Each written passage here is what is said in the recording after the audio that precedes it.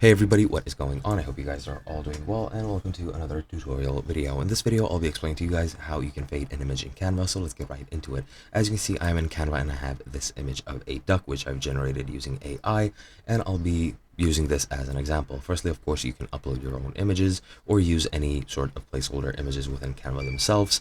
And you can just go into uploads and upload it from the button, or record your own self and enter an image, or you can drag and drop it from your computer. It doesn't really matter.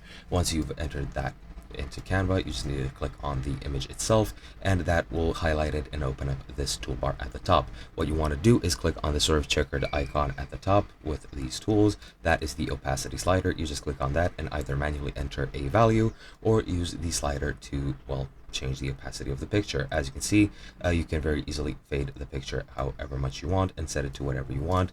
For example, if you want to use it as a background. Now you can also click there and click animate if you want to fade it in as a transition, and you can just click on fade, set everything up, and that should be good to go. Hope you guys enjoyed, and I'll be seeing you guys in another video.